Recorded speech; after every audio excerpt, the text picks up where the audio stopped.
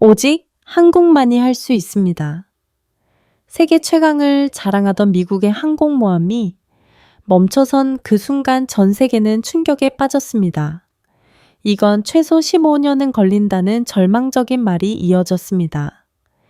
그리스도 독일도 두 손 두 발 다 들었고 미국은 자존심을 잃었습니다. 모두가 고개를 숙일 때 누군가 조용히 말했습니다. 한국이라면 가능할지도 모릅니다. 그 한마디에 전 세계의 시선이 대한민국으로 향했습니다. 한때 미국의 기술을 배우던 나라가 이제는 세계가 도움을 구하는 나라가 되었습니다.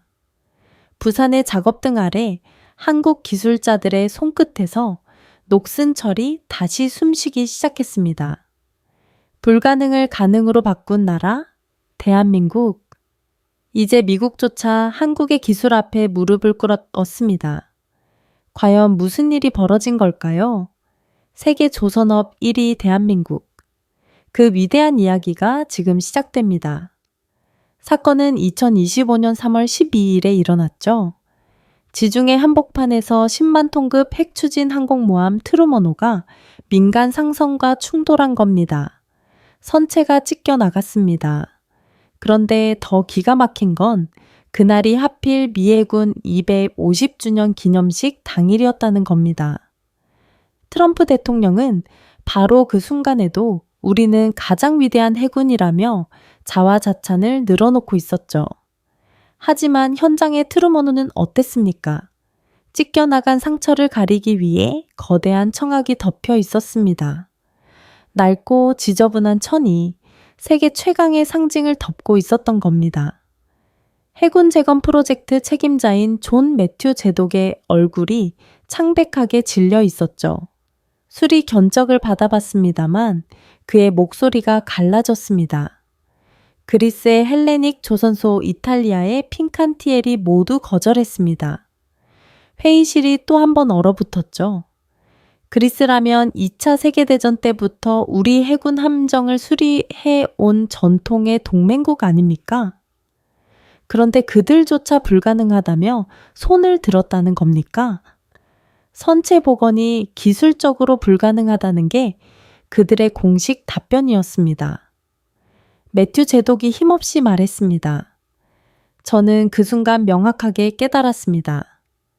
이건 단순한 수리 문제가 아니라는 걸 말이죠. 미국의 기술력 자체가 한계에 부딪혔다는 부인할 수 없는 명백한 신호였습니다. 세계 최강이라던 우리가 우리 스스로를 고칠 능력조차 없다는 게 말이나 됩니까? 바로 그때였습니다. 회의실 뒤편에 앉아있던 국방부 실무진 한 명이 조심스럽게 손을 들었죠. 한국의 조선소들이 관심을 보이고 있다는 보고가 올라왔습니다. 순간 회의실이 술렁거렸습니다. 한국이라고요? 저는 속으로 코웃음을 쳤죠. 한국은 빠르고 저렴하게 배를 찍어내는 하청 기지일 뿐 아닙니까? 세계 최강의 핵추진 항공모함을 고치겠다는 겁니까? 말도 안 되는 소리였습니다. 그날 밤 워싱턴은 완전히 패닉에 빠졌습니다. 새벽 2시쯤이었을 겁니다. 워싱턴 포스트가 긴급 속보를 터뜨렸죠. 한국의 도움 없이 미해군 재건 불가능. 일면 헤드라인이었습니다. 기사 내용은 냉정했습니다. 미국의 조선 기술력은 이미 20년 전에 멈춰 있다. 트루먼호 수리는 한국 기술 없이는 불가능한 상황이다. 저는 그 기사를 보며 분노가 치밀어 올랐죠. 언론이 너무 성급한 거 아닙니까? 한국은 아직 검증조차 되지 않았습니다. 다음 날 아침 일찍 저는 다시 회의실로 소집됐습니다. 매튜 잭이 두 툰만 보고서 세 권을 제 앞에 내려놨죠. HE 현대 한화삼성의 기술 보고서입니다. 검토하고 의견 주십시오. 저는 보고서를 펼쳤습니다. 블록 조립 시스템, AI 조선소 디지털 트윈 시뮬레이션, 낯선 용어들이 페이지마다 가득했습니다. 블록 조립이라고요? 철판을 거대한 퍼즐처럼 조립한다는 겁니까? 용접을 한다고요? 저는 속으로 비웃었습니다. 이런 건 효율성을 높이기 위한 말장난에 불과한 거 아닙니까? 진짜 기술은 미국이 가지고 있는 겁니다. 적어도 저는 그때까지는 그렇게 믿고 있었죠. 하지만 보고서를 한 장 한 장 넘길수록 묘한 불안감이 서서히 엄습해 왔습니다. 설마 이게 정말 가능한 겁니까? 보고서 한 구절이 제 눈을 사로잡았습니다. HD 현대울산조선소는 AI 시뮬레이션을 통해 일정까지 공정을 미리 예측하고 조립 시간을 30% 단축시킨다. 일정까지 공정을 미리 예측한다고요? 그게 대체 무슨 의미입니까? 저는 그 문장 앞에서 한참을 멈춰서 있었습니다. 매튜 제독이 저를 똑바로 쳐다봤습니다. 앤더슨 자네가 직접 가보게 한국의 기술력을 검증하고 정확한 보고서를 올려주게 저는 잠시 망설였죠. 직접 가서 확인하자는 겁니까? 우리에게 시간이 없네. 트루먼호는 지금 이 순간에도 항구에 묶여 있고 태평양 함대의 작전 능력이 30% 이상 감소한 상태라네. 확인이 필요하네. 그들의 한계를 명확히 밝혀주게. 저는 천천히 고개를 끄덕였습니다. 좋습니다. 직접 가서 그들의 한계를 증명해 드리겠습니다. 한국이 미국의 자존심을 고칠 수 없다는 걸 제 눈으로 직접 확인하고 명확히 보고하겠어요. 저는 의심과 냉소를 가득 안고 한국행 비행기 티켓을 예약했죠. 비행기 안에서 저는 다시 한번 보고서를 펼쳤습니다. HD 현대의 울산 조선소 세계 최대 규모라고 적혀 있었죠. 하지만 규모가 기술을 보장하는 건 아닙니다. 한화의 AI 용접 시스템 정밀도 줌리 프로즌트라고 주장하고 있었습니다. 과장이겠죠. 삼성의 디지털 트윈 기술 실물을 만들기 전에 가상으로 완벽하게 구현한다고요? 도저히 믿기 어려웠습니다. 하지만 그때는 전혀 몰랐습니다. 제가 곧 목격하게 될 것이 단순한 기술이 아니라 기적에 가까운 무언가라는 걸 말입니다. 제 오만함이 산산이 부서지는 순간이 바로 코앞에 다가와 있었습니다. 부산 남군 기지에 도착한 건 이른 아침이었습니다. 공항에서 나오는 순간부터 뭔가 달랐죠. 공기가 달랐습니다. 미국의 조선소에서 느껴지던 그 시끄럽고 혼란스러운 분위기가 전혀 없었습니다. 대신 팽팽하게 긴장된 하지만 완벽하게 통제된 질서가 느껴졌죠. 부두에 도착했을 때 저는 멈춰섰습니다. 제 눈앞에 두 척의 군함이 나란히 정박해 있었죠. 왼쪽은 미해군의 블루리지함이었습니다. 우리의 최고령 함정이죠. 1970년에 진수된 55년 된 노병입니다. 세월의 흔적이 선체 곳곳에 새겨져 있었습니다. 그런데 오른쪽을 보는 순간 저는 할 말을 잃었습니다. 대한민국의 이지스함 정조 대왕함이었습니다. 선체가 햇빛을 받아 반짝이고 있었죠. 같은 바다에 떠 있는데 마치 50년의 시간 차이가 그대로 드러나는 것 같았습니다. 저를 마중 나온 사람은 HD 현대의 박형식 수석 엔지니어였습니다. 40대 중반쯤 되어 보이는 과묵한 인상의 남자였죠. 멀리서 오시느라 고생하셨습니다. 그의 인사는 짧았습니다. 불필요한 말을 하지 않는 스타일이었죠. 저는 그가 마음에 들었습니다. 기술자는 말이 아니라 결과로 증명하는 사람들이니까요. 조선소를 보여드리겠습니다. 박형식 수석이 앞장섰습니다. 차를 타고 이동하는 내내 저는 창밖을 주시했죠. 제가 상상했던 시끄럽고 붉은 쇠물이 튀는 공장은 어디에도 없었습니다. 대신 거대한 흰색 건물들이 질서정연하게 배치되어 있었죠.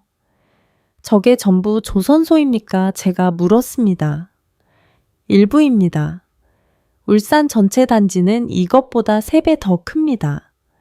박형식 수석이 담담하게 답했습니다. 건물 안으로 들어서는 순간 저는 또한 멈춰섰습니다. 기계에 소음이 없었습니다. 망치질 소리도 용접 불꽃도 고함치는 인부들도 없었죠. 대신 거대한 질서가 존재했습니다. 수십 대의 모니터가 벽면을 가득 채우고 있었고 엔지니어들이 조용히 키보드를 두드리고 있었습니다. 이게 조선소라고요. 저는 혼란스러웠습니다. 박형식 수석이 저를 한 플랫폼 앞으로 데려갔습니다. AI 시뮬레이션 시스템입니다. 그가 키보드를 몇 번 두드리자 거대한 화면이 켜졌죠. 화면 속에서 뭔가가 움직이기 시작했습니다. 수백 톤의 금속 블록들이 마치 살아있는 것처럼 움직이고 있었습니다. 조립되고 용접되고 검사되는 모든 과정이 화면 속에서 완벽하게 재현되고 있었죠. 이게 대체 뭡니까? 제가 물었습니다. 디지털 트윈입니다. 실물을 만들기 전에 가상에서 먼저 완벽하게 만드는 겁니다. 박형식 수석이 설명했습니다. 1층까지 공정을 미리 예측하고 발생 가능한 오류를 사전에 제거합니다. 그래서 조립 시간을 3분부 단축시킬 수 있죠. 1층까지 공정을 미리 예측한다고요? 저는 그 말의 의미를 이해하는데 정확히 10초가 걸렸습니다. 그들의 미래를 시뮬레이션하고 있었던 겁니다. 현실에서 배를 짓는 게 아니라 가상에서 완벽하게 지은 배를 현실로 복제하고 있었던 겁니다. 이게 가능한 일입니까? 용접선 하나하나까지 AI가 예측합니다. 박형식 수석이 화면을 확대했습니다. 금속 블록의 전면이 확대되었죠. 온도, 습도, 금속의 팽창까지 계산해서 최적의 용접 지점을 찾아냅니다. 오차율 0.2%입니다. 오차율 0.2%라고요? 저는 할 말을 잃었습니다. 미국의 최고 조선소도 거기에 오차율 5%를 자랑하는데 말입니다. 화면이 바뀌었습니다. 이번엔 실제 작업장이 보였죠. 거대한 로봇팔들이 정확하게 움직이며 철판을 용접하고 있었습니다. 불꽃이 튀었지만 소음은 최소한이었죠. 사람은 어디 있습니까? 제가 물었습니다. 제어실에 있습니다. 직접 작업하는 게 아니라 AI를 감독하는 겁니다. 박형식 수석이 답했습니다. 저는 그 순간 명확하게 깨달았습니다. 우리는 적어도 15년은 뒤처져 있었다는 걸 말입니다.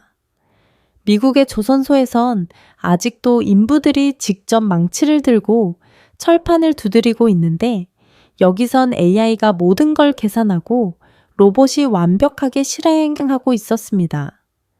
이건 단순한 기술 격차가 아니었습니다. 차원이 달랐습니다. 트루먼호 수리가 가능하다고 보십니까? 제가 조심스럽게 물었습니다. 박형식 수석은 잠시 생각하더니 고개를 끄덕였죠. 가능합니다. 블록 모듈 방식으로 접근하면 됩니다. 손상된 부분을 통째로 교체하는 겁니다. 통째로 교체한다고요? 수백 톤짜리 블록을 미리 제작해서 현장에서 조립하는 겁니다. 마치 레고처럼 말입니다. 레고라고요? 저는 어이가 없었습니다. 10만 톤짜리 항공모함을 레고 조립하듯 고친다는 겁니까? 하지만 박형식 수석의 눈빛은 진지했습니다. 이미 시뮬레이션은 끝났습니다. 성공률 98,000%입니다. 그가 화면을 돌려 보여주었죠.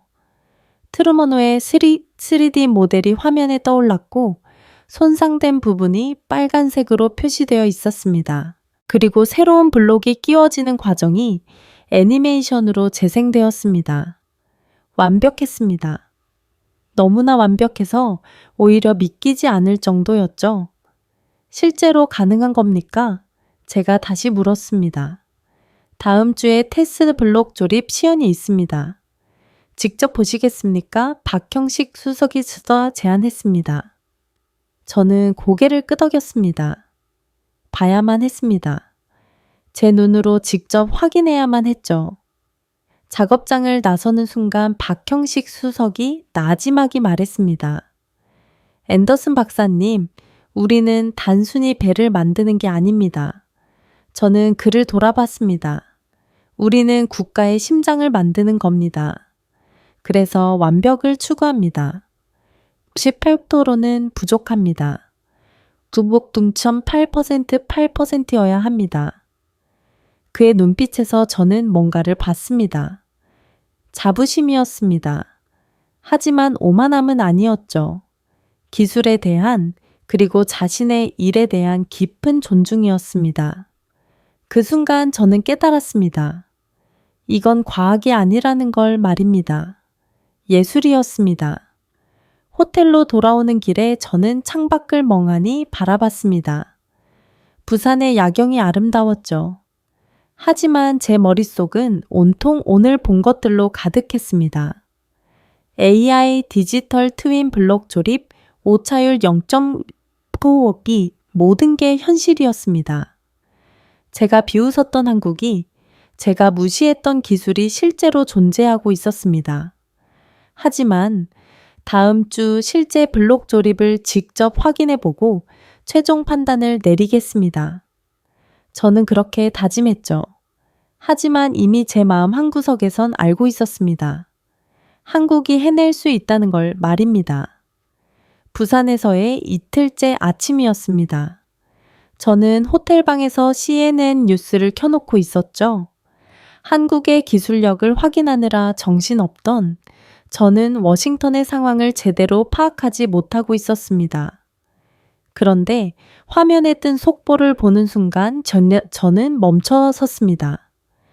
트럼프 한미 정상회담 앞두고 3,500억 달러 현금 선투자 요구. 뭐라고요? 앵커의 목소리가 차갑게 흘러나왔습니다.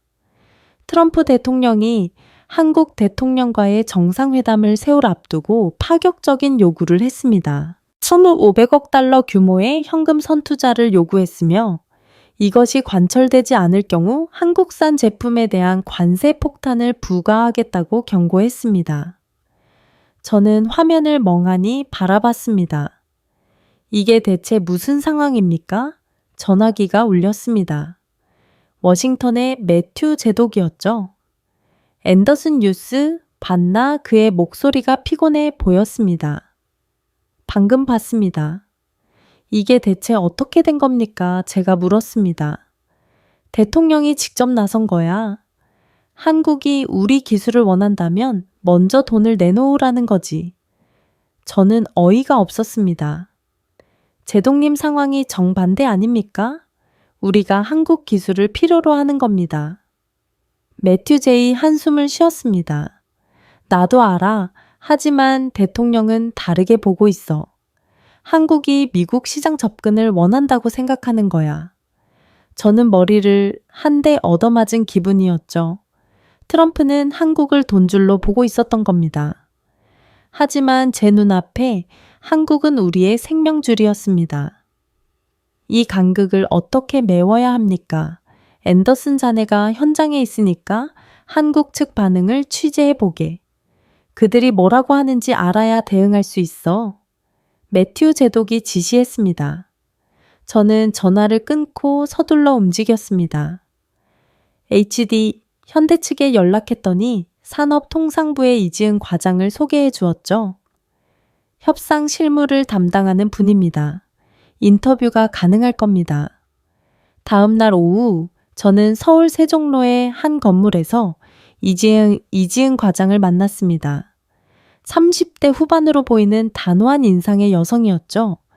악수를 나누는 그녀의 손에 힘이 있었습니다. 멀리서 오셨습니다. 커피 드시겠습니까? 그녀가 물었습니다. 감사합니다만 시간이 촉박해서요. 저는 곧바로 본론으로 들어갔습니다. 트럼프 대통령의 요구에 대해 한국 정부의 입장이 궁금합니다. 제가 물었습니다. 이지은 과장은 잠시 커피를 마시더니 조용히 입을 열었죠. 앤더슨 박사님, 저희는 이번 협상을 단순한 비즈니스로 보지 않습니다. 그녀의 목소리는 참 차분했지만 단호했습니다. 이건 돈의 문제가 아닙니다. 국가 주권의 문제입니다. 국가 주권이라고요? 저는 조금 놀랐습니다. 구체적으로 설명해 주시겠습니까? 제가 물었죠. 500억 달러 선투자를 하면 우리는 미국에 종속됩니다. 기술을 팔고 돈을 받고 그것으로 끝나는 겁니다. 이지은 과장이 말했습니다.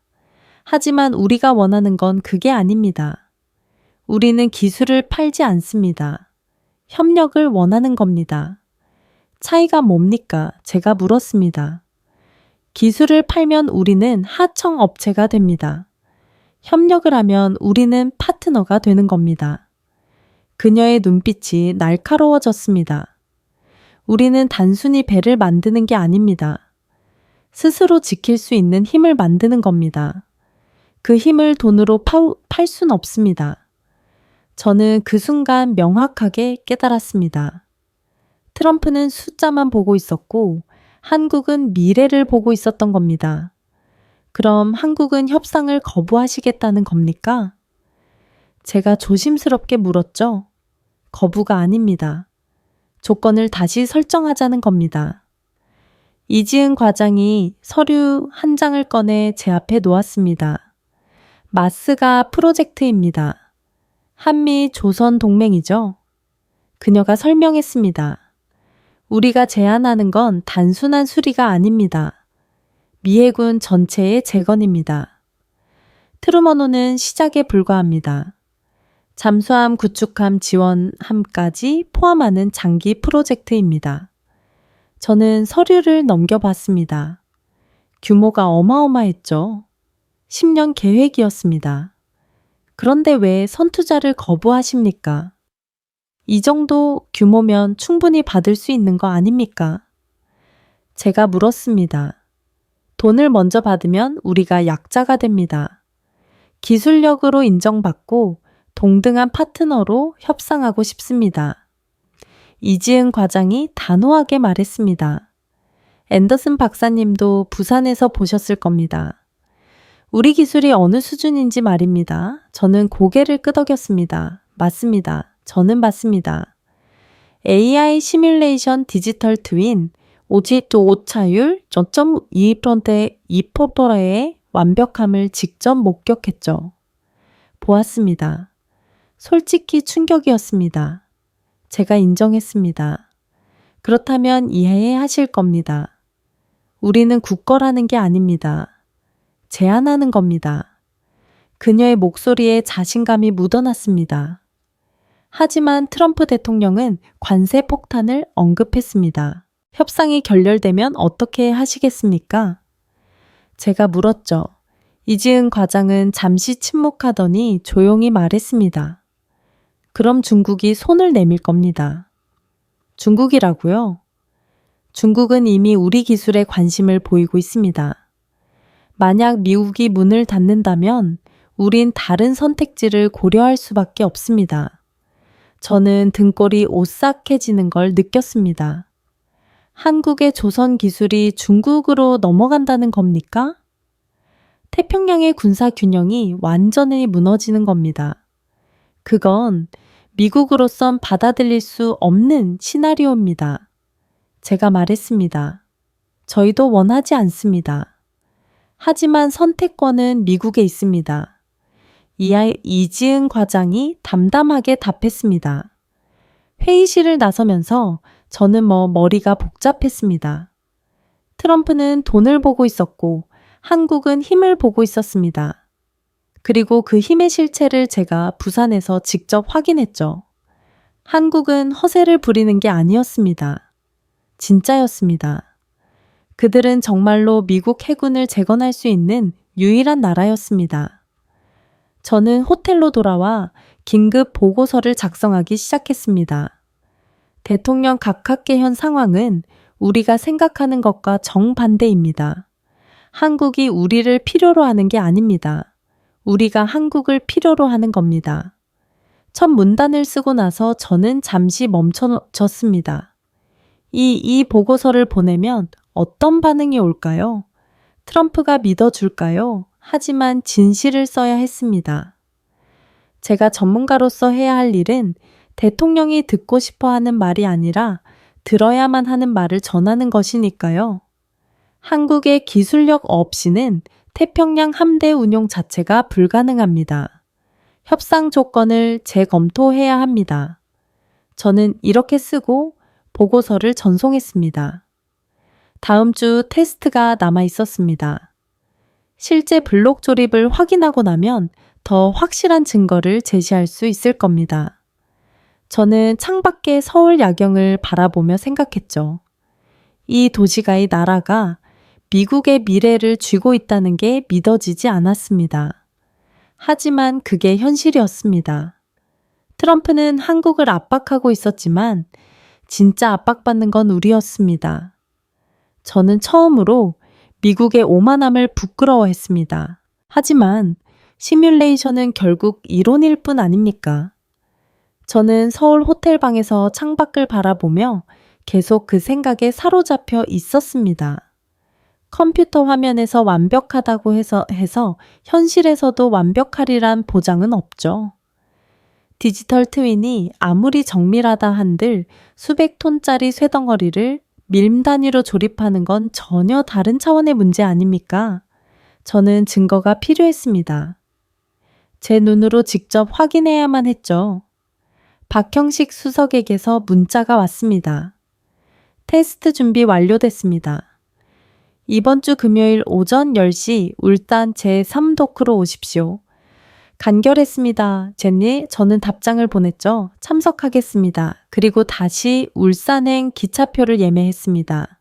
이번이 마지막 확인이 될 겁니다. 이 테스트가 성공하면 워싱턴에 최종 보고서를 올릴 수 있을 겁니다.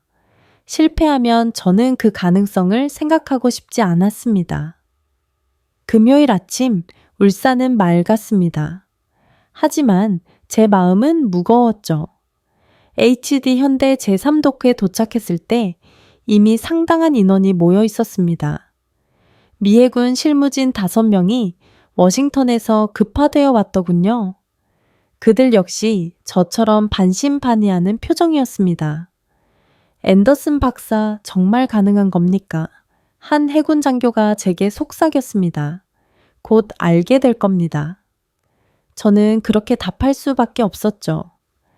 테스트 현장은 압도적이었습니다.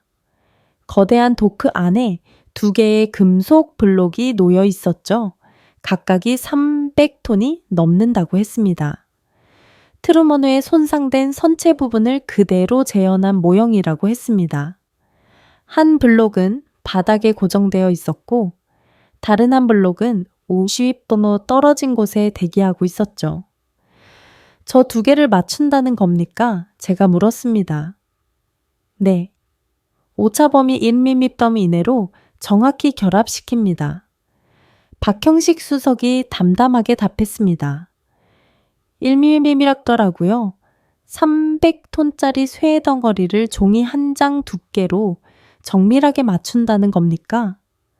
저는 고개를 저었습니다. 이론적으론 가능할지 몰라도 실제론 불가능하죠.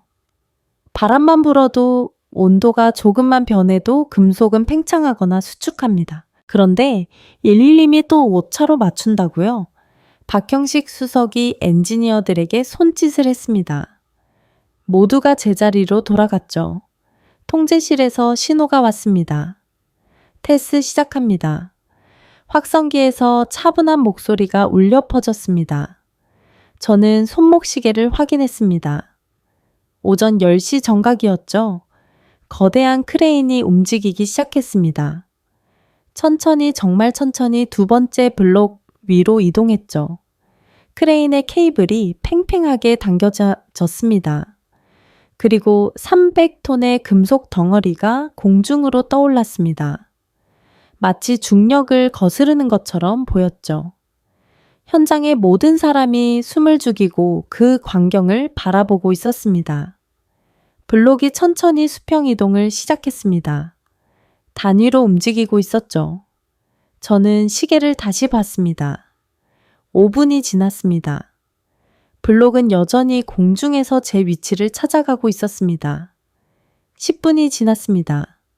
땀이 등을 타고 흘러 내렸죠. 15분이 지났을 때 블록이 첫 번째 블록 바로 위에 정지했습니다. 박형식 수석이 태블릿을 들고 모니터를 주시하고 있었습니다. 화면에는 실시간으로 위치 데이터가 표시되고 있었죠.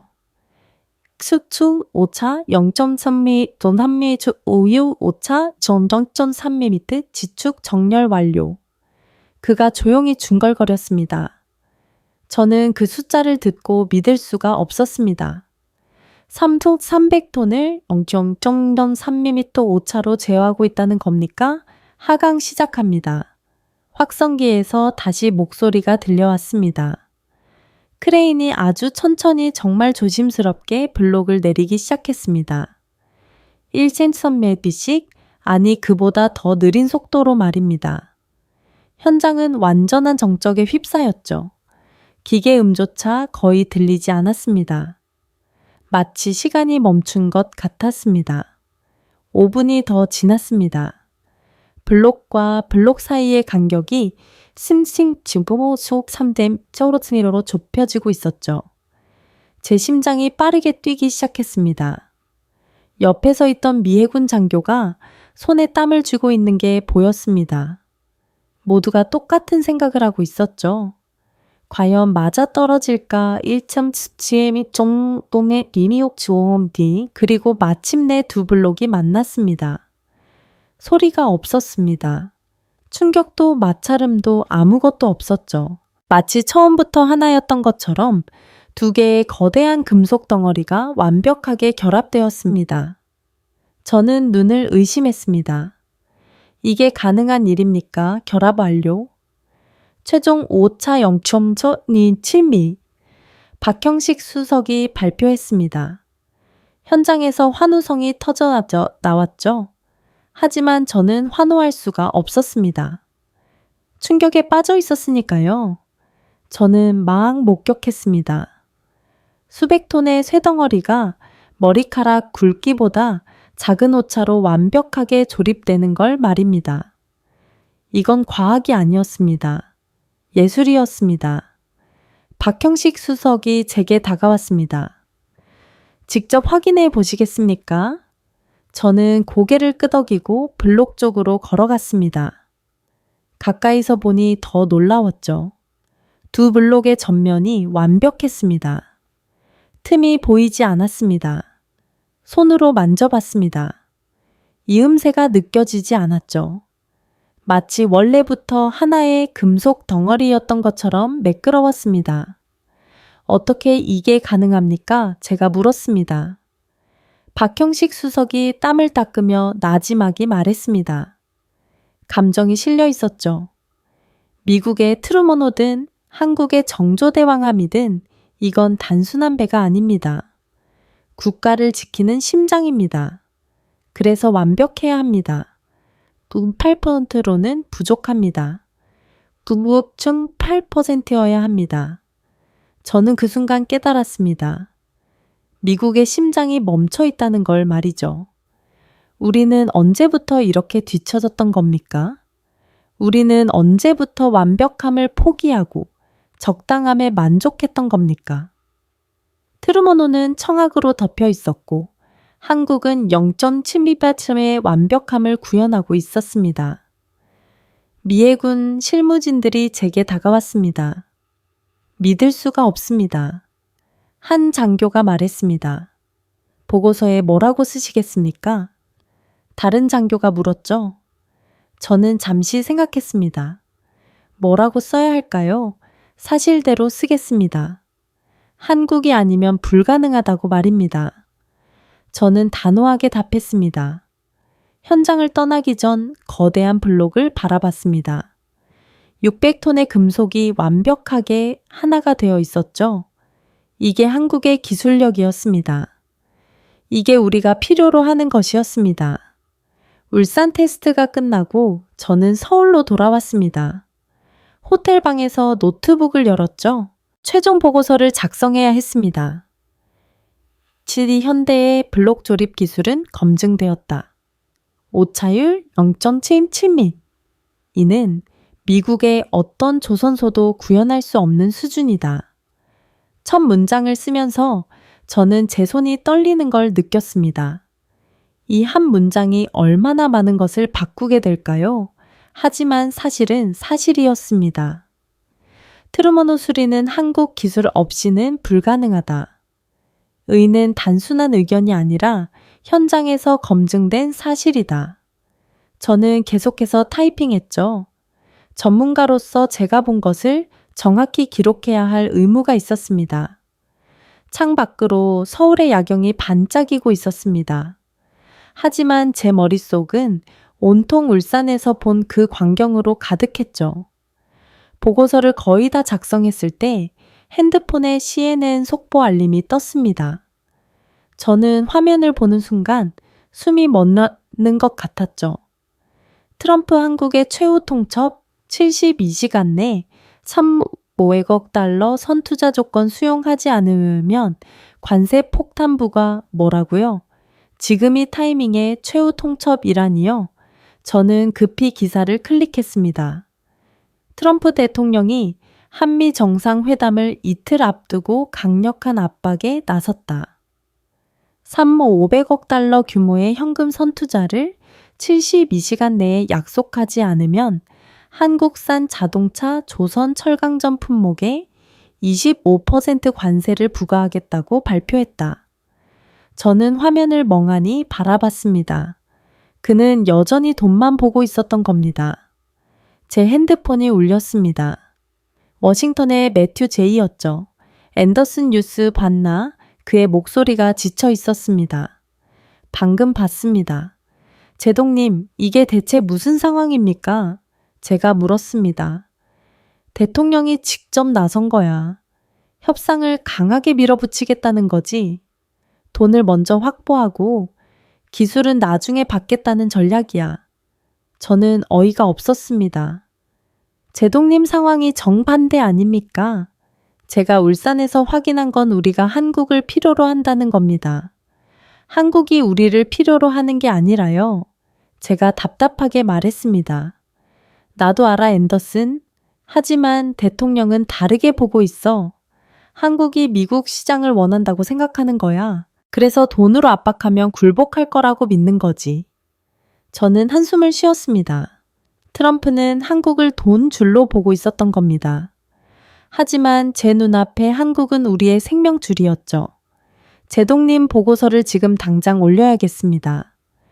대통령께서 현실을 아셔야 합니다. 제가 말했습니다. 그래, 빨리 완성하게. 상황이 급박해. 매튜 제이 전화를 끊었습니다. 저는 다시 노트북 앞에 앉았습니다. 워싱턴은 지금 한밤중이겠죠? 하지만 이 보고서는 지금 당장 올라가야 했습니다. 저는 데이터를 정리하기 시작했습니다. 울산 테스트 결과, 한국의 기술 수준, 그리고 가장 중요한 것, 미국 해군의 현실이었습니다. 현부로 미 해군 잠수함 30%가 정비대기 중장을 쓰면서 손을 멈췄습니다. 이 수치가 대통령의 눈에 들어가면 어떤 일이 벌어질까요? 하지만 써야 했습니다. 구축함 42%, 보급함 3.38%, 태평양 함대 작전 가동률 58%. 냉혹한 숫자들이었습니다. 하지만 이게 현실이었죠. 저는 다음 문단을 썼습니다. 트루먼호 수리 불가. 그리스, 이탈리아 등 전통 조선국 모두 기술적 한계로 포기. 미국 내 조선소 역시 선체 복원 능력 부족. 그리고 결정적인 문장을 추가했습니다. 한국의 마스가 프로젝트 협력 없이는 태평양 함대 운용 자체가 불가능함. 저는 마지막 문단을 작성했습니다. 대통령 각하 협상은 선택의 문제가 아닙니다. 생존의 문제입니다. 관세는 경제적 압박 수단이지만 기술은 군사적 생존 수단입니다. 한국이 중국 쪽으로 기울면 태평양은 우리 손을 떠납니다. 중국 해군은 이미 350척을 넘어섰고 우리는 250척에서 정체되어 있습니다. 그중 40%가 작동 불능입니다. 이게 현실입니다. 저는 보고서를 다시 읽어봤습니다. 날카로웠습니다. 어쩌면 너무 날카로웠는지도 모르죠. 트럼프가 이걸 읽고 화를 낼 수도 있었습니다. 저를 해고할 수도 있었죠. 하지만 써야 했습니다. 누군가는 대통령에게 진실을 말해야 했으니까요. 제목을 적었습니다. 한국 조선 기술 없이는 태평양 함대 운용 불가 마이너스 긴급 안보 평가 보고서. 저는 전송 버튼 위에 커서를 올려놓고 잠시 망설였습니다. 이 버튼을 누르는 순간 모든 게 바뀔 겁니다. 저는 심호흡을 하고 클릭했습니다. 전송 완료. 화면에 메시지가 떴습니다.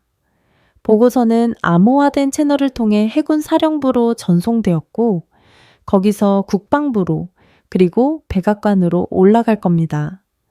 아마도 몇 시간 안에 트럼프의 책상 위에 놓일 거죠?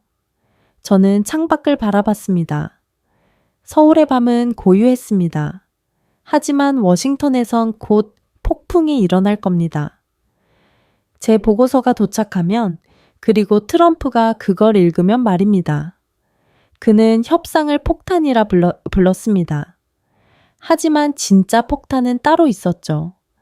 바로 붕괴 직전의 미해군이라는 현실이었습니다. 제 핸드폰이 다시 울렸습니다. 매튜 제독이었습니다. 보고서 받았네? 지금 국방장관과 함께 검토 중이야. 내일 아침 대통령에게 올라갈 거야. 그의 목소리가 무겁게 가라앉아 있었죠. 자네가 쓴 대로야. 우린 정말 한국이 필요해. 이 숫자들을 보니 등골이 오싹하더군. 제독님 사실대로 썼을 뿐입니다. 제가 조용히 말했습니다. 알아? 그래서 더 무서운 거야. 이게 과장이 아니라 팩트라는 게 말이지. 매튜 제독이 한숨을 쉬었습니다. 내일 백악관에서 난리가 날 거야. 각오하게 전화가 끊어졌습니다. 워싱턴 시각으로 새벽 3시였습니다. 저는 서울 호텔방에서 잠을 설치고 있었죠. 시차 때문에 제 몸은 아직 한국 시간에 맞춰져 있었고 핸드폰을 확인해 봤지만 아무 연락도 없었습니다. 제 보고서가 백악관에 도착했을 텐데 왜 소식이 없는 겁니까? 설마 묻혀버린 건 아니겠죠?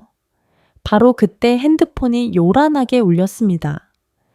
백악관 상황실이었죠. 앤더슨 박사님, 지금 당장 화상회의 준비하십시오. 대통령께서 직접 통화를 요청하셨습니다. 목소리가 다급하게 들려왔습니다. 지금요, 새벽 3시인데요. 제가 당황해서 물었지만 대답은 단호했습니다. 각하께서 보고서를 읽으셨습니다. 15분 후 연결됩니다. 준비하십시오. 저는 급히 침대에서 일어나 옷을 갈아입으면서 심장이 빠르게 뛰는 걸 느꼈습니다. 드디어 그 순간이 온 거죠. 트럼프와 직접 대면하는 순간 말입니다. 노트북을 열고 화상회의 프로그램을 실행하자 연결되기 화면이 떴고 저는 심호흡을 하며 마음을 가다듬었습니다. 그는 분명 화가 나 있을 겁니다. 제 보고서가 그의 자존심을 건드렸을 테니까요. 화면이 켜지면서 백악관 오벌 오피스가 보였습니다. 트럼프가 책상 앞에 앉아 있었는데 얼굴이 붉게 상기되어 있었죠. 책상 위에 2개의 보고서가 놓여 있는 게 보였는데 제 보고서와 해군 사령부의 보고서였습니다. 그 옆엔 국방장관, 해군 참모총장 안보자관이 긴장한 표정으로 써 있었습니다.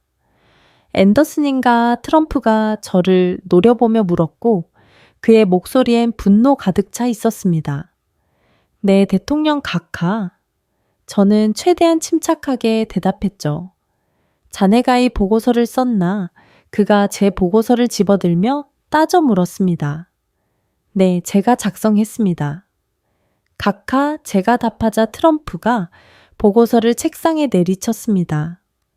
이게 전부 사실인가? 우리 해군을 모욕했어. 그의 목소리가 높아졌습니다. 자네는 미 해군이 고철덩어리라고 썼어. 우리는 세계 최강의 해군이야. 가장 위대한 함대를 가지고 있다고. 저는 흔들리지 않고 그를 똑바로 바라봤습니다. 이 순간을 준비해 왔으니까요. 대통령 각하, 저는 고철덩어리라고 쓴 적이 없습니다. 제가 차분하지만 단호하게 말했습니다. 작전 불능 상태라고 썼습니다. 그리고 그건 모욕이 아니라 사실입니다. 트럼프의 눈이 더욱 날카로워지면서 제게 쏘아붙였습니다. 사실이라고. 어떻게 감히 우리 해군을 그따위로 평가할 수 있나? 저는 잠시 침묵하며 그를 바라봤습니다. 그리고 또박또박 말했죠. 각하, 저는 20년간 미 해군에 자문해온 전문가입니다. 제가 울산에서 본 AI 조선 시스템은 우리가 최소 15년 이상 뒤처진 기술이었습니다. 트럼프가 말을 끊으려 했지만 저는 계속 이어갔습니다. 300톤짜리 금속 블록을 0.7mm 오차로 조립하는 걸 제 눈으로 직접 목격했습니다. 우리 조선소는 5mm 오차도 힘겹습니다. 그래서 뭐가 어쩌란 건가? 트럼프가 짜증 섞인 목소리로 따졌습니다. 그들 없이는 트루먼호는 항구에 묶인 고철일 뿐입니다. 제가 단호하게 답했죠. 수리가 불가능하다는 겁니다. 각하, 그리스도 포기했고 이탈리아도 손을 들었습니다. 미국 조선소들도 기술적 한계를 인정했습니다. 한국만이 유일한 대안입니다. 트럼프가 참모진들을 돌아보며 물었습니다. 이게 정말 사실인가? 우리가 정말 한국 없이는 배 한 척 제대로 못 고친다는 거냐? 그의 목소리에 처음으로 동요가 느껴졌죠. 국방장관이 조심스럽게 입을 열었습니다. 각하 앤더슨 박사의 보고서는 정확합니다. 우리 조선산업은 지난 20년간 심각하게 쇠퇴했습니다. 쇠퇴라니. 우리가 세계 최강인데 무슨 쇠퇴를 말하는 건가? 트럼프가 소리쳤지만 해군참 모 총장이 한 걸음 앞으로 나서며 무겁게 입을 열었습니다. 각하 최강은 과거형입니다. 그의 목소리가 가라앉았죠. 현재 우리 잠수함 함대의 36%가 정비소에 묶여서 움직일 수가 없습니다. 부품이 없어서 기술이 없어서 말입니다. 회의실이 조용해졌습니다. 트럼프가 말을 잃은 것처럼 보였죠. 그럼 대안은 뭔가? 그가 낮은 목소리로 외쳤지만 아무도 대답하지 않았습니다. 저는 화면 너머들의 얼굴을 지켜봤는데 모두가 고개를 숙이고 있었습니다. 각하 해군참 모 총장이 길고 무거운 침묵을 깨고 마침내 입을 열었습니다. 앤더슨 박사의 보고서가 맞습니다. 한국의 기술력 없이는 우리 함대를 재건할 수 없습니다. 그 한마디가 방 안의 공기를 완전히 바꿔놓았죠. 인정한 겁니다. 미 해군 최고 위층이 한국에 대한 의존을 공식적으로 인정한 거였습니다. 트럼프는 잠시 아무 말도 하지 않고 생각에 잠긴 듯 했습니다. 저는 화면 너머로 그의 표정 변화를 주시했는데 분노에서 당혹감으로 그리고 무언가를 계산하는 표정으로 바뀌고 있었죠. 그는 정치인이었으니까요. 현실을 빠르게 계산하고 판단하는 사람이었습니다. 앤더슨 트럼프가 다시 저를 불렀는데 이번엔 목소리 톤이 달라져 있었습니다. 한국이 정말 그렇게 대단한가? 자네가 직접 눈으로 확인했나? 저는 고개를 끄덕이며 답했습니다. 네, 각하 직접 봤습니다. AI가 모든 공정을 정밀하게 제어하고 로봇이 완벽하게 실행합니다. 그들의 조선소는 전통적인 공장이 아니라 컴퓨터 연구소에 더 가깝습니다. 중국은 어떤가? 중국도 그 정도 기술을 가지고 있나? 트럼프가 중요한 질문을 던졌습니다. 저는 잠시 생각을 정리한 뒤 신중하게 답했죠. 중국은 빠르게 추격하고 있지만 아직 한국 수준엔 도달하지 못했습니다. 하지만 각하 만약 한국이 중국과 손잡으면 이야기가 완전히 달라집니다. 트럼프의 표정이 순식간에 굳어졌습니다. 무슨 뜻인가 구체적으로 설명해 보게. 그가 날카롭게 물었고 저는 조심스럽게 말을 이어갔습니다. 각하 제가 서울에서 산업통상부 실무진을 직접 만났는데 그들은 우리가 협상을 거부하면 다른 선택지를 고려하겠다고 명확히 밝혔습니다. 중국이 이미 접촉했다고 합니다. 트럼프가 책상을 손바닥으로 내리쳤습니다. 말도 안 돼. 한국이 우리를 버리고 중국으로 간다는 거냐? 저는 고개를 끄덕이며 현실을 전달했습니다. 가능성은 충분히 있습니다. 각하 그들은 기술을 단순히 파는 게 아니라 동등한 파트너를 원한다고 했습니다. 만약 우리가 관세 폭탄을 터뜨리면 그들은 다른 길을 찾을 수밖에 없습니다. 안보보좌관이 긴급하게 끼어들었습니다. 각하의 조선 기술이 중국으로 넘어가면 태평양 군사 균형이 완전히 무너집니다. 중국 해군이 기술적으로도 우리를 추월하게 되는 겁니다. 트럼프는 입술을 꽉 깨물고 있었는데 그는 지금 선택의 기로에 있었던 겁니다. 각하 결정하셔야 합니다. 국방장관이 조용하지만 단호하게 말했습니다. 72시간 시한이 내일 자정에 만료됩니다. 관세 폭탄을 부과하시겠습니까? 아니면 협상 조건을 재검토하시겠습니까? 회의실의 모든 시선이 트럼프에게 집중되었습니다. 저는 화면 너머로 그를 바라보며 생각했습니다. 그는 지금 자신의 자존심과 미국 해군의 패권 사이에서 선택해야 하는 그 상황이었죠. 돈을 받아내는 것과 기술을 확보하는 것 중에 무엇이 국가에 더 중요한지 결정해야 했습니다. 그리고 솔직히 말하자면 그의 선택지는 사실상 하나뿐이었습니다. 회의는 여기까지다. 트럼프가 갑자기 말을 끊으며 선언했습니다. 내일 오전에 다시 모이자. 그때 최종 결정을 발표하겠다.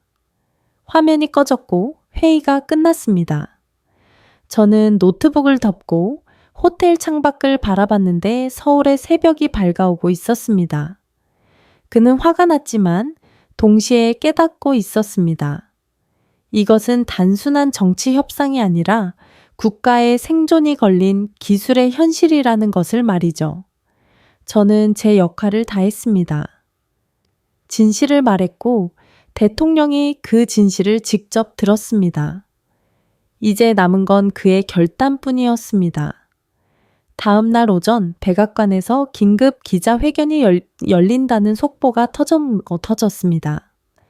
저는 서울 호텔방에서 실시간 중계를 지켜보고 있었죠. CNN이 생중계를 시작했고 트럼프가 단상에 오르는 모습이 화면에 잡혔습니다. 그의 표정은 평소와 달리 무거워 보였습니다. 국민 여러분, 그리고 전 세계 여러분, 트럼프가 입을 열었습니다. 저는 오늘 미국의 미래를 위한 중대한 결정을 발표하게 되었습니다. 그는 잠시 말을 멈추고 준비된 원고를 내려다봤죠. 한국과의 협상에 관한 것입니다. 우리는 더 시급한 문제에 집중하기 위해 3,500억 달러 관세 협상과 투자 논의를 잠정 보류하기로 결정했습니다. 기자들 사이에서 술렁김이 일었습니다. 잠정 보류라고요? 트럼프가 물러선다는 겁니까? 우리 해군은 세계 최강입니다. 하지만 최강을 유지하기 위해선 현실적인 선택이 필요합니다. 그가 계속 말을 이어갔죠. 한국은 조선 기술 분야에서 뛰어난 능력을 가지고 있고 우리는 그들과 파트너십을 구축하기로 했습니다.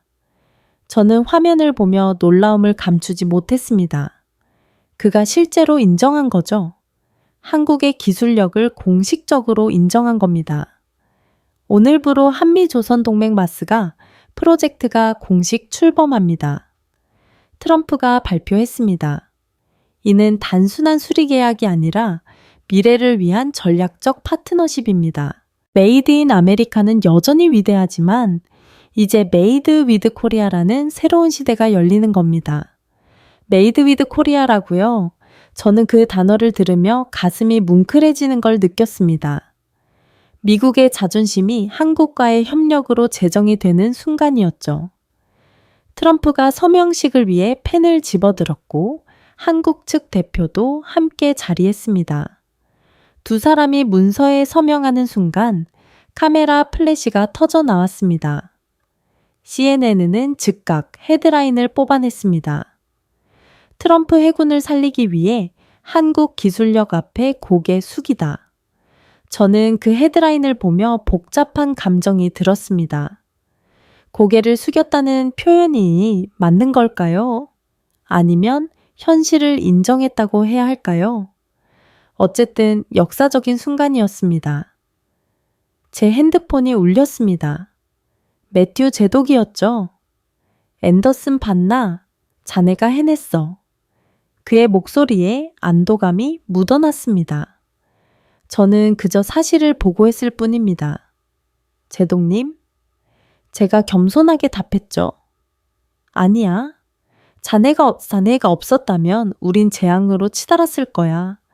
관세 폭탄을 터뜨리고 한국을 잃었을 거라고 저는 창밖을 바라보며 생각했습니다. 트럼프는 돈을 포기한 게 아니었죠. 잠정 보류라고 했으니까요. 그는 돈보다 더 큰 것을 얻기 위해 잠시 미룬 것 뿐이었습니다. 바로 미국의 해양 패권 말입니다. 그리고 그 패권을 유지할 유일한 열쇠가 한국이라는 것을 그가 마침내 인정한 겁니다. 며칠 후는 다시 부산으로 향했습니다. 마스가 프로젝트의 첫 실무회의가 열리기 때문이었죠. HD 현대 본사 회의실에는 미해군 실무진과 한국 엔지니어들이 함께 모여 있었습니다. 박형식 수석이 저를 반겼습니다. 축하합니다. 앤더슨 박사님, 우리가 함께 일하게 되었네요. 영광입니다. 제가 악수를 청하며 답했습니다. 회의가 시작되었고 트루먼호 수리 일정이 논의되었죠. 블록 제작의 3개월 현장 운송과 조립의 2개월, 총 5개월이면 트루먼호가 다시 작전에 투입될 수 있습니다. 박형식 수석이 설명했습니다. 미해군 장교들이 놀라움을 감추지 못했습니다. 5개월이요? 우리 계산으론 최소 2년이었는데요. 한 장교가 물었고 박형식 수석이 미소 지으며 답했습니다. 그게 블록 조립 시스템의 힘입니다. 이미 시뮬레이션은 완료되었고 제작만 하면 됩니다. 저는 그 대화를 들으며 감탄했습니다. 2년이 5개월로 단축된다는 게 믿어지지 않았으니까요. 회의가 끝나고 저는 다시 부산항 부두를 찾았습니다. 블루리지함과 정조대왕이 여전히 나란히 정박해 있었죠. 하지만 이제 그 광경이 다르게 보였습니다. 더 이상 과거와 미래의 대비가 아니었습니다. 이제 그들은 함께 미래로 나아갈 파트너였으니까요. 저는 부두에 서서 바다를 바라봤습니다. 트루먼호의 상처는 부끄러움이 아니라 변화의 시작이었던 겁니다. 박형식의 손끝에서 이지은의 결속에서 저는 기술보다 깊은 무언가를 봤습니다. 그것은 신뢰였고 그리고 인간의 의지였습니다. 제가 한국에 왔을 때 저는 그들의 한계를 증명하러 왔었습니다. 하지만 결국 증명된 건 우리의 한계였죠. 그리고 그 한계를 인정하는 순간 새로운 가능성이 열렸습니다. 이제 세계의 해양의 중심엔 단 하나의 이름이 새겨질 겁니다. 메이드 위드 코리아. 미국 해군의 심장엔 이제 한국이라는 이름이 함께 뛰고 있습니다. 그게 저의 결론이었고 그게 새로운 시작이었습니다. 진정한 강함은 혼자 서는 게 아니라 함께 서는 거라는 걸 깨달았죠. 마스가 프로젝트가 공식 출범한 지 3달이 지났습니다. 저는 다시 한국에 와 있었죠. 울산 조선소에 도착했을 때 제가 본 광경은 충격 그 자체였습니다. 미해군 군수 지원함 앨런 셰퍼드함이 도크에 들어와 있었고 현대 엔지니어들이 이미 정비 작업을 시작하고 있었습니다. 박형식 수석이 저를 현장으로 안내했습니다. 3주 전에 입항했고 벌써 주요 시스템 점검이 끝났습니다. 그가 태블릿을 보여주며 설명했죠.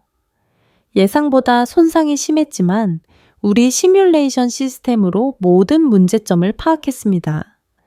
2주 후면 완전히 새 배처럼 복원될 겁니다.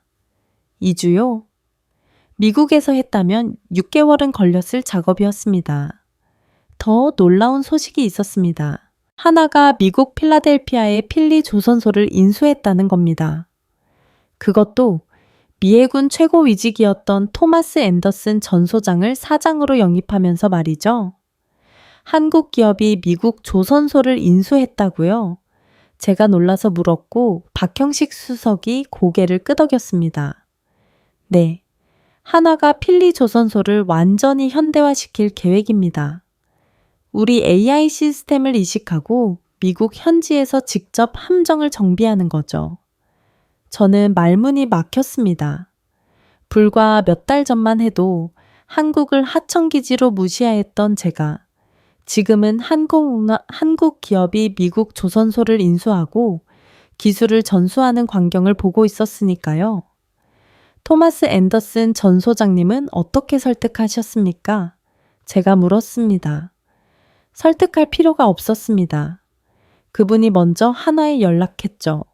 한국 기술을 배우고 싶다고 말입니다.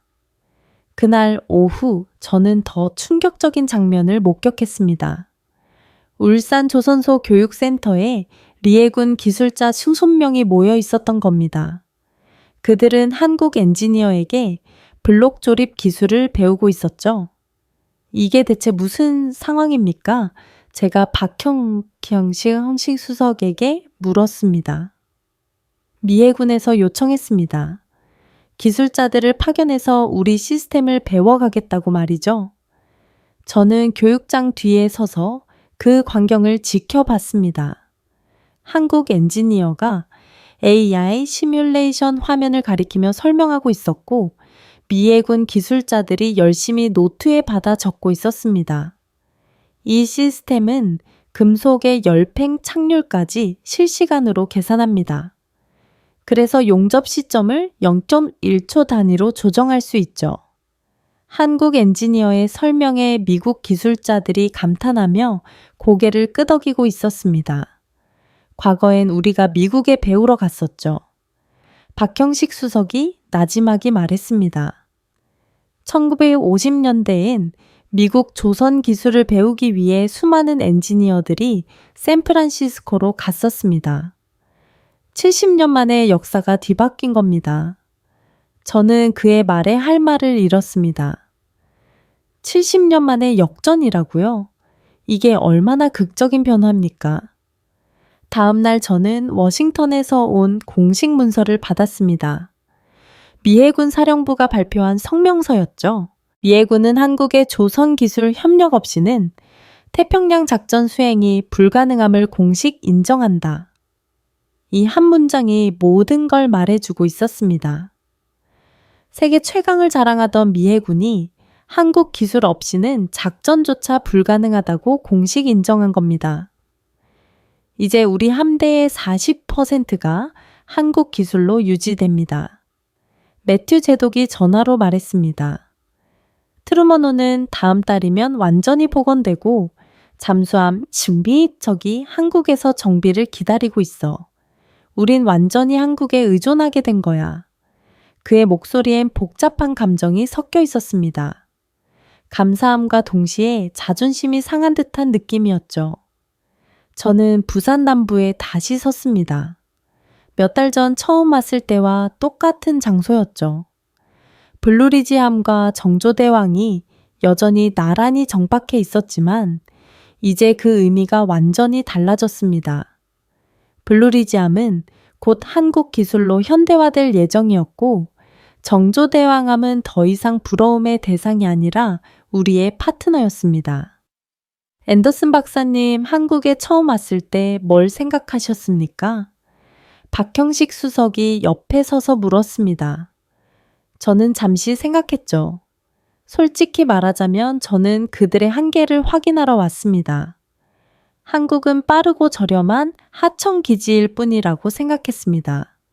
하지만 저는 완전히 틀렸습니다. 박형식 수석은 미소를 지으며 말했습니다. 많은 사람들이 그렇게 믿었죠. 하지만 우리는 보여줬습니다. 빠르고 저렴한 나라가 아니라 최고를 만드는 나라라는 것을요. 저는 고개를 끄덕였습니다. 맞습니다. 한국은 더 이상 조선 강국이 아닙니다. 이제 세계 해양의 중심입니다. 저는 마지막 보고서를 작성하기 위해 노트북을 열었습니다. 나는 미국의 몰락을 취재하러 왔다가 한국의 미래를 보았다. 첫 문장을 그렇게 썼습니다. 트루먼호의 상처는 부끄러움이 아니라 변화의 시작이었다. 박형식의 손끝에서 이지은의 결 속에서 나는 기술보다 깊은 무언가를 보았다. 그것은 신뢰였고 인간의 의지였다. 저는 계속해서 타이핑했습니다. 한국은 전쟁의 폐허 속에서 일어섰다. 미국의 도움으로 시작했고 미국의 기술을 배웠다. 하지만 거기서 멈추지 않았다. 배운 것을 넘어섰고 완전히 새로운 길을 만들었다. 이제 그들은 우리를 가르치고 있다. 이것이 진정한 동맹이 아니겠는가? 마지막 문단을 썼습니다. 이제 세계 해양의 중심에는 단 하나의 이름이 새겨질 것이다. 메이드 위드 코리아. 미국 해군의 심장에는 코리아라는 이름이 함께 뛰고 있다. 오늘의 이야기는 어떠셨습니까? 전쟁의 잿더미에서 시작한 대한민국이 이제 세계 최강의 해군을 움직이고 있습니다. 이 이야기가 마음에 울림을 주었다면 좋아요로 응원해 주세요. 여러분의 생각을 댓글로 들려주시면 감사하겠습니다. 다음 이야기에서도 또 한 번 놀라운 한국의 힘을 보여드리겠습니다. 시청해 주셔서 감사합니다. 감동을 전하는 방송 T였습니다.